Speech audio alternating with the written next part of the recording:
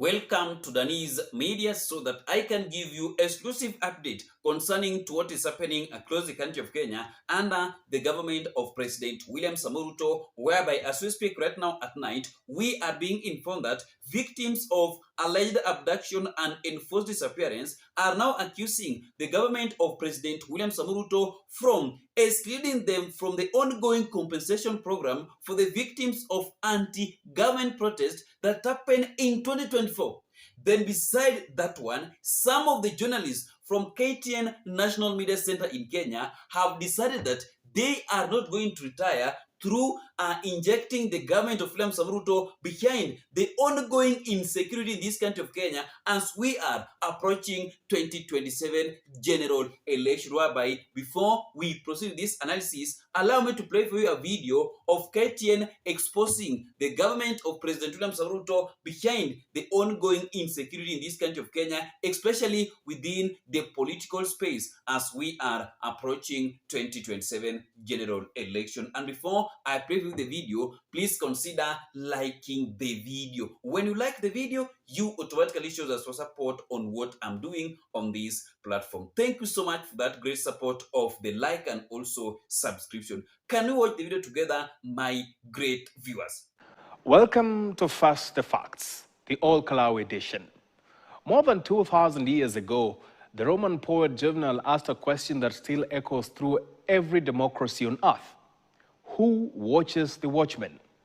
In Kenya today, perhaps, no question is more urgent, because history teaches us one painful lesson. Nations rarely collapse because they lack laws. They begin to weaken when those entrusted to enforce the law appear unwilling or unable to apply it equally. This week, President William Samoei Ruto once again directed security agencies to deal decisively with criminal gangs disrupting public order in the country. This is not the first time the president has given such an order. Let's listen to him. It cannot be the case. There cannot be any defense for criminality. There cannot be any defense for breaking the law. Nishamweleza Inspector General wetu wa polisi kwamba watu hawa wote lazima wachukuliwe hatua kali za kisheria ndio tukomeshe uhuni. Now, Mr. President, strong words, yes. Necessary words, yes. But speeches do not arrest criminals. Media conferences do not secure elections. And promises alone cannot restore public confidence. Permit me tonight, President, to present Exhibit A to help and ease the work. Let's look at these images. These images were captured by journalists covering the All-Kalau by-election. Among those seen is Charles Kamau Karondo, chairperson of the Communications Authority of Kenya, whom you appointed last year in August. The footage has generated public debate because it appears to place him in locations that have become part of a broader question surrounding alleged voter intimidation and the activities of masked individuals during the election. Some refer to them as goons. Now later, Charles Karondo, he is seen entering a vehicle carrying masked men. So the investigation should begin by him explaining what he was doing at the scene and who the hooded men were in the vehicle he was seen in. Mr. President, a communications authority boss is seen at events where journalists are attacked and their instruments taken. It explains why the authority has issued no statement over the attack on journalists and why they frustrate media stations that criticize the government. Mr. President, if your government is serious about confronting criminal gangs, then investigations must begin where credible questions arise, regardless of the rank, office, or political affiliation. Because justice loses credibility the moment it begins selecting its suspects. Now, Mr. President, permit me to present Exhibit B. Now, look at these vehicles. Investigations by KTN and the media organizations in this country have raised questions about vehicles allegedly operating with irregular registration plates during the by-election. They were interchanged, yes? Some were seen carrying masked individuals equipped with what appear to be firearms and crowd control equipment. course, these only belong to police officers, unless otherwise. Perhaps the most troubling question is not what those men were carrying. It is where they were carrying it, in broad daylight within the sight of law enforcement. The police you are asking to deal with the criminals were there doing nothing. So if they did nothing during that event, what do you want them to investigate? That's a funny one. We might conclude the hooded men received protection from your people, those you are asking to deal with the goons. Mr. President and the Interior Cabinet Secretary Ruto Murkomen, we need to have an honest conversation. There have also been allegations that some of the vehicles were later seen at the Nyandarua County Commissioner's office. Abdirisak Jaldesa. Look at these pictures. They show some of the vehicle number plates altered within the compound. When one resident, Councillor Njuguna Njohi, sought an answer, this is what County Commissioner Abdirisak Jaldesa replied. Listen to their conversation. Gari imefanya nini? Takataka, gari imefanya nini? KTN is my vehicle, so what? Hizo magari ndizo imefanya nini? Sasa ngoja nikueleze. Gari zangu haziwezi kuja kwa ofisi. Sijasema zako, hizo zingine za black. I will deal with you. We record, I will deal with you. Mjinga sana wewe. Sasa mzee, if you think that you can become an MP ama whatever by doing that, wewe ni mjinga sana. You are a psycho. His response leaves important questions unresolved. And then there is another issue. One of the vehicles seen during the operation is said to have links to Kiambaa Member of Parliament Njuguna Wanjiku. At one point, he agreed that it was his vehicle. The vehicle had some of the men in hoods operating from it. So which other investigation are we waiting for? Has he been questioned? Who was using that vehicle? For what purpose? And what have investigators established so far? So before the presser, Mr. President, let the Interior Ministry do their job. There is a phrase Kenyans have heard repeatedly, and we are almost getting tired of it. Investigations are ongoing. Albert Ojwang, investigations are ongoing. At one point, he hit his head on the wall, but investigations are ongoing. Godfrey Osotsi in Vihiga, investigations are ongoing. Kisumu church attack, investigations are ongoing. Even these boys who are carrying weapons, Mr. Murkomen, investigations are ongoing. Murkomen and the team are still investigating. Up to when?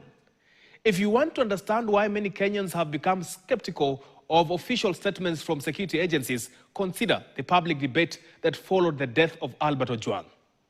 Initial police accounts, Mushiri Nyaga, the police spokesperson, said the teacher hit his head on the cell walls and the police tried to help by taking him to hospital. Then later, we are all seeing what is happening. Even some footage was deleted at Central Police Station, according to courts this week. Now we see what is happening in courts. But those who lied, Mr. President, the people who lied to Kenyans are still in office. You still want Kenya and Kenyans to believe they will fight criminals or they'll stick to your order with all that cover-up, sir? Public trust cannot be demanded. It must be earned. And finally, let's have a conversation, my president. You recently appointed Charles Owino as the government spokesperson. Congratulations. Let's listen to what he said after the shooting of a young man reportedly selling face masks in Nairobi. Listen to what the new spokesperson said. The boy, if you listen to that clip closely, you'll hear that boy abusing the police. But you see, that is not something that should make you... You are an officer. You must have restraint. And shot him with a rubber bullet. If this is how he spoke, you still expect us to trust him moving forward. George Orwell once wrote and said, in a time of deceit, telling the truth is a revolutionary act. That is first the facts. Greetings to the people of the Abamavacho clan from Nyamaiya Ward, Nyamira County. And what I know is this, as Herman Kamariki, facts do not fear power. Power fears facts. So that is what is happening across the country of Kenya under the leadership of President William Samoei Ruto, as we are remaining with less than 13 months for us as voters in this country of Kenya to face different candidates on the ballot box, starting from MCA to president. Whereby right now, it was good for Kenyans to put Rigathi Gachagua, the journalists within the KTN, the journalists within the NTV, the journalists within the Citizen on prayers. Let us pray for Rigathi Gachagua, KTN media and journalist, Citizen, NTV, and TV47, because these people are our eye under the government of William Samoei Ruto. They are putting the government of William Samoei Ruto accountable concerning to their promises that they made whenever they were campaigning. These three media centers in Kenya, plus Rigathi Gachagua, we need to respect these people. We need to pray for these people, my fellow Kenyans. These people are seriously helping us in this kind of Kenya, especially KTN and NTV. They are doing lots of work. They are doing a great job. They are doing something like what Morara Kiboso used to do. Do you remember how Morara Kiboso used to inject the stalled project under the leadership of William Samoei Ruto? When he used to, do you remember what Morara Kiboso used to do? Alikuwa anaenda huko Nyanza region, Western, Ukambani, Mount Kenya region, to expose some of the stalled project under the leadership of President William Samoei Ruto. So please, Kenyans, let us put these journalists within the KTN, Citizen, all the media people, all the media fraternity, let us put them into press, because these people are the eye of this country of Kenya. Which is true. Like what KTN is now doing. KTN face the facts, is telling Kenyans what KTN is doing is something that is so wonderful. KTN, NTV, Citizen, alongside Gachagua, are trying to tell Kenyans who is William Samoei Ruto, how the government of Ruto is operating. They are trying to remind Kenyans that come 2027 election, we need to vote wisely.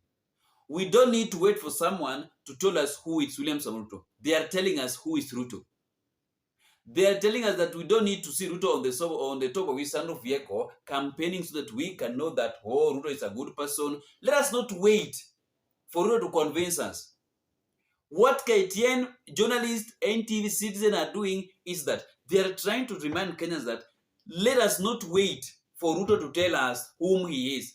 Ye ni nani? No. They are now, what KTN media is doing, Citizen, NTV, is something that Kenyans should be very careful with. Very, very careful.